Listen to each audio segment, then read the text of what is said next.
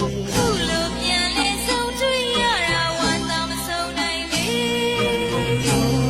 လို့ဆုံးတွေ့ရတာဝမ်းသာမဆုံးနိုင်လေမိဘလာလာလေးတွေရောင်စုံထွန်းကျွန်းနေ